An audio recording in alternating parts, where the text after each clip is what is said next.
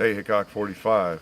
Today, I'm glad you're with me because we're going to look at the lever gun, the first successful lever gun, really, that started it all. The Henry, the 1860 Henry. Is that a thing of beauty or is it not? It's empty, as you might be able to tell. I loaded it on Sunday, and it's kind of late in the week, so it's run out. But we're going to reload it here in a second and see how it does. This is the first successful lever gun, I guess you could say. Not the very first attempt at it, but the first one that was produced, sold, shot, and used, even in the Civil War. And you recognize it, most of you probably. What a beauty. This is a Uberti reproduction. Very accurate, reproduction of that thing. An original fire is a Rimfire 44, and they sell for around 50,000. So I doubt that you're going to see too many of those in YouTube videos, people shooting them. We are going to actually fire this one. So to load it is very unusual. For a big old lever gun, you pull up this little tab, put that over, that opens up the tube. Now, that looks pretty cool, but it does have some disadvantages. As we slide some cartridges in here, I'll talk about a little bit of that. You want to be careful not to have too much of an angle and have your rounds slamming against each other. That's not good. Even though these are flat nosed, that's not good because they're heavy. And you could have a mishap if you're slamming those rounds into each other. And also, when you release the tab, which I'll do in a second, you want to be careful about that and not let it slam into the rounds either. Okay, you pull that back over. Of course, it's not going to happen when it's full, but that's how you load it. And of course, you can see the rounds. Pretty cool. However, there's some disadvantages to that, right? Because you could get dirt in there, dust and fouling and everything, and you could mess up the works pretty easily. But this was the first real attempt at it. Let's take a couple of shots with it. All right. This is 45 Long Colt, okay?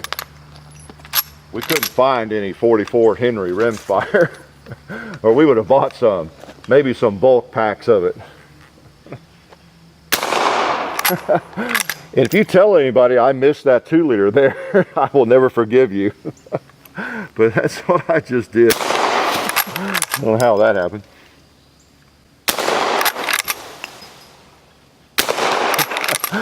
Oh, stranger things have happened. All right. Pretty cool. Yeah. Oh man.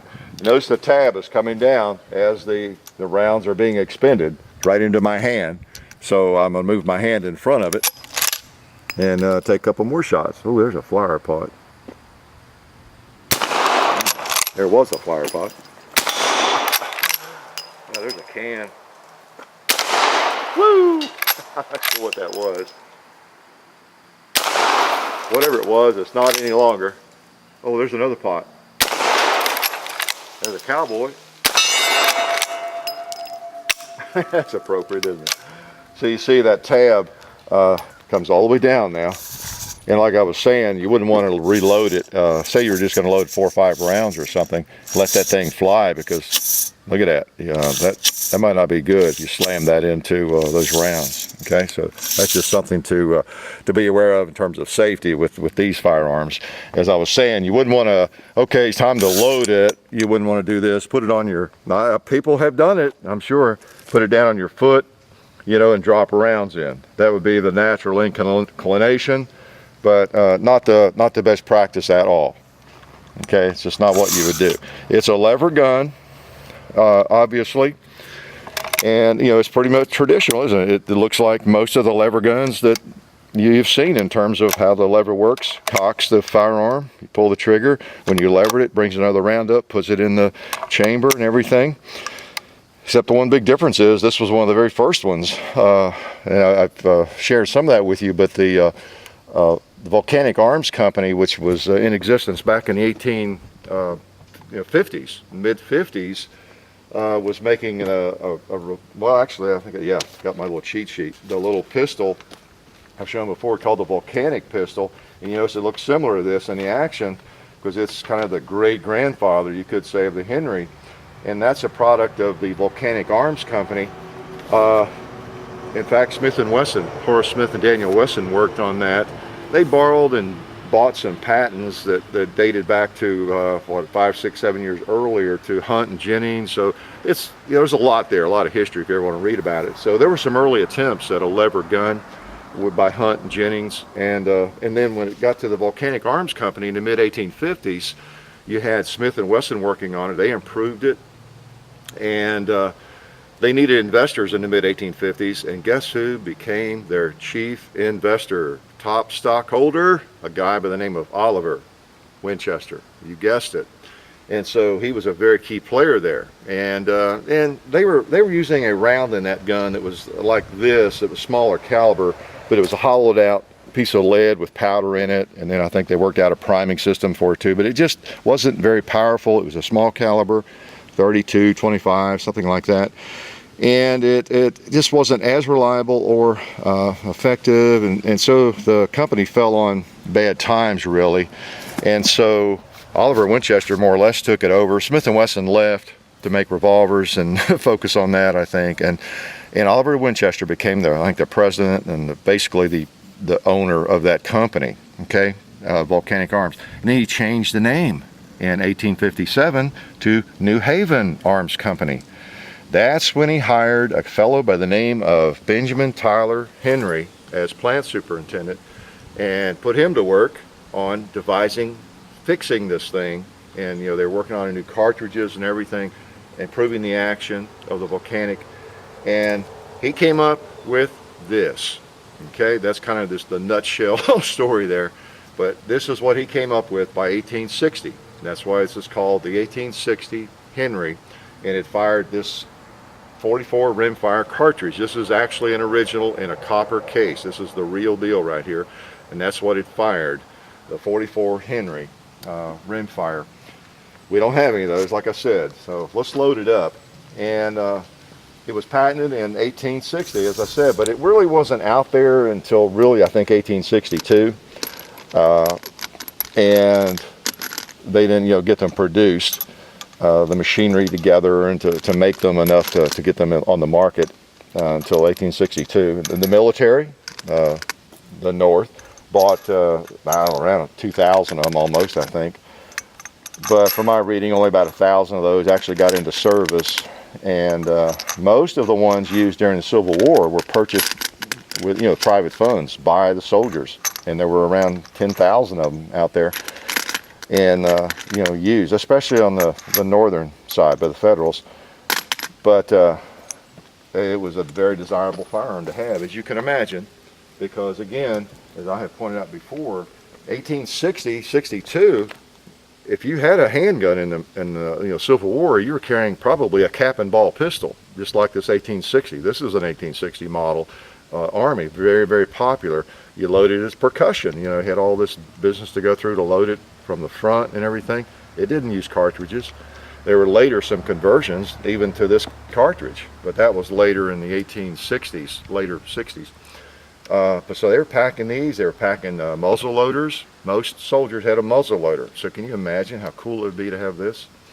As Colonel Mosby said, it's that damn Yankee rifle that you load on Sunday and fire all week. And that's what I was alluding to earlier, because this was new. This was a new thing, to have something that you could actually rapid fire. We take it for granted. In fact, some of you might look back on it and think, wow, an antique, an old lever gun, you know, who wants that? Well, in the early 1860s, this was like having a minigun. It was something that would hold that many rounds, enclosed cartridges that were pretty much protected from the rain, because you know what they were doing before then, they were loading from the muzzle, and with powder and ball and everything. So this was high tech, really high tech. So let's bring one up.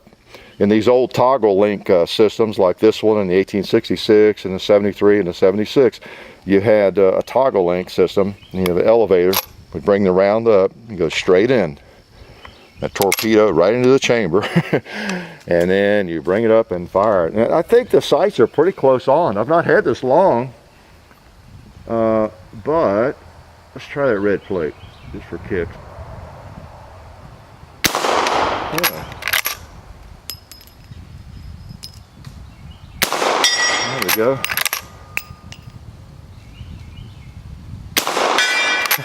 Little piggy.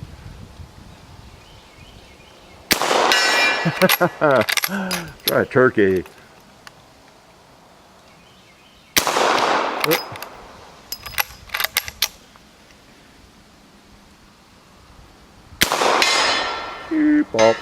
Now the tab is right there in my hand. You can kind of grab it like that so that maybe it goes through your hand. When I get really ambitious and try that chicken.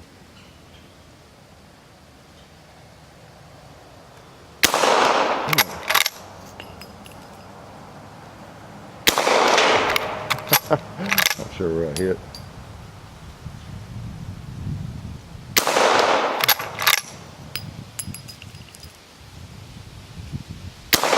Oh well, I'm not going to waste a lot of lead on him.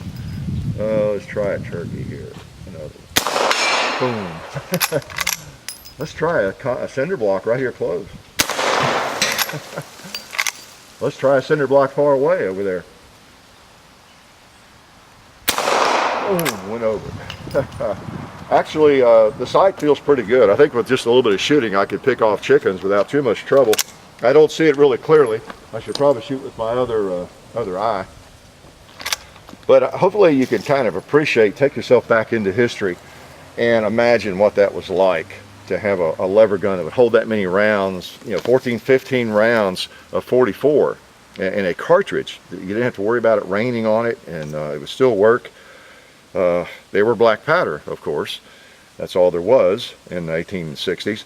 But and of course, on top of everything else, is that not a gorgeous firearm? I have always admired them. They're just beautiful. They really are. Now, they have some disadvantages, but I mean, there is not a firearm that I'm aware of that really is better looking than that, if you want to just talk about the looks of it, of course. And of course, it's very functional. Just a gorgeous firearm. It's sweet. Every time I have seen one in a movie, what are some movies you'll see these in? Silverado, if you're familiar with that, or Lonesome Dove. You'll see Henry action, because it just was very, very, very popular. Now, negatives, well, that opening, like I talked about, you'd get dirt into it, of course, and hang up your feeding, your tube and everything, and then have to try to get it clean. The actual loading system, because you have this tab, coming up through there into your hand and everything, and I understand that these would get rusty sometimes. You didn't keep them lubed and really clean and oiled. This shroud that covers the barrel there and spins. And of course the safety issues with loading it, dropping rounds down on top of each other, big rounds, fairly powerful, with the spring slapping against it. You have that you could consider a disadvantage. Now, some of that they weren't aware of, because this was the first, right? We can talk about all that being really negatives and wow, how crazy. Why would you invent it like that? Well, that's because we've been seeing tubular magazines all of our lives, and so this was one of the first, so they just had to figure out how to do it better. Well, all they knew was to load it from the end. Well, you know what happened? There was a patent, it was King's patent, a loading gate that came along a little bit later.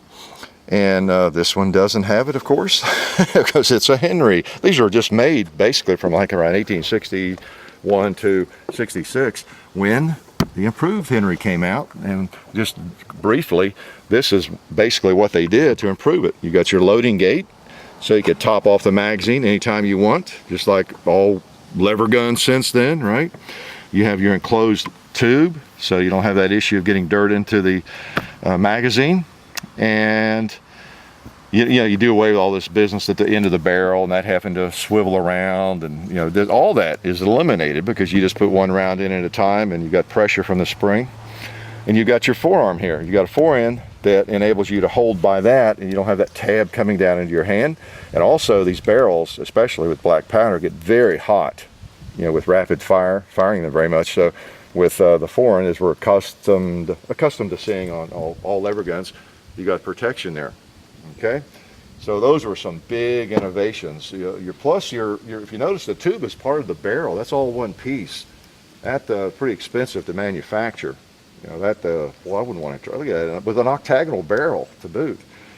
So when you can manufacture those separately, it gives you more options on the barrel and everything else. So still had the brass frame on the 66. This was basically an improved Henry. Okay, so let's load him up again. This is about this wonderful Henry, this wonderful piece of history. So anyway, the Benjamin Tyler Henry, basically came up with this. He worked night and day in 58, 59, 60, getting this thing where he wanted it. And he was working for Winchester, basically, right? Winchester was in charge of this company, the New Haven Arms Company. That's why this really is a Winchester. It just didn't have the Winchester name on it. So it was Winchester, Winchester's company, essentially, the New Haven Arms Company. And then when in 66, they improved it further and came out with that one over there I was just showing you. He changed the name of the company to Winchester, okay? So this really is a Winchester, essentially. Okay, first incarnation, got the same toggle link system, and not a really strong action. Most of these, or all of these, basically are a pistol cartridge revolver, or not revolver, but lever gun.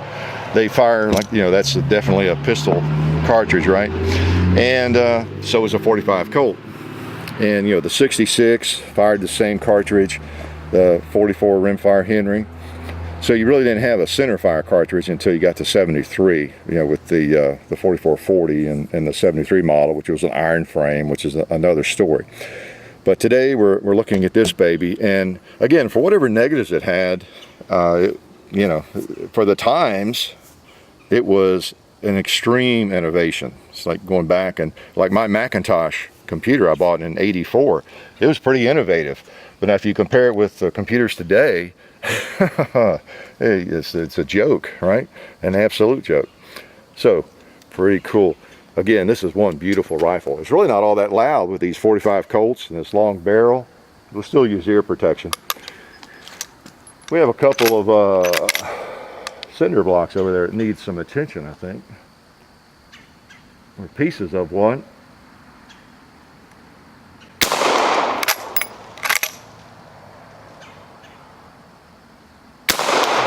There we go. This one right here needs another hit. For sure. Oh, nice. Oh, we haven't shot the gong.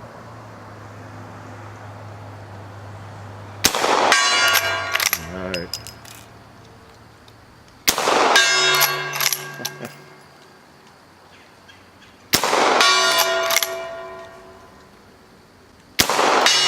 Bring a little history to the gong. Yeah, and up close here. Oh, yeah. Let's try a plate here, see where it hits.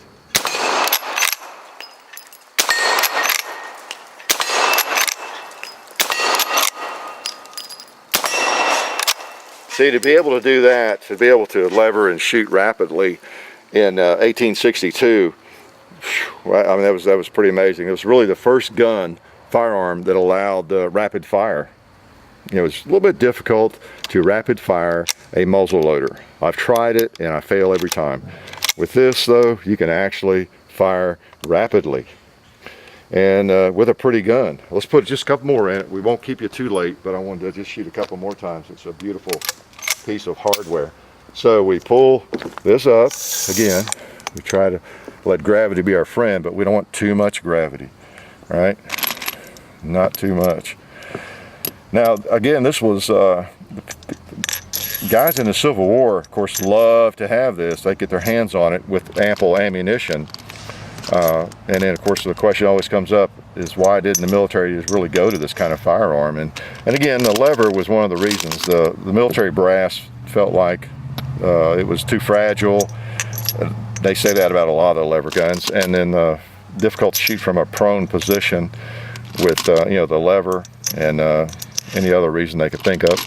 It was used though. I mean, these lever guns were used in militaries around the world, Turkey, different places, especially before there were other better options, But Think about it. If you were in the Wild West, because 1860s, you still have some Wild West for sure, don't you? Wild areas, maybe in lots of areas, but wild country in lots of areas. And all you had before this was maybe a single shot shotgun or a rifle, and you know what it took to reload it. Well, think about this. If you had, think of the confidence that you would have just having this on your horse or in your wagon, no matter where you were. Now it'd be tough maybe to bring down a Grizz with it, but maybe you could, just because the cartridge was underpowered. Still works pretty well.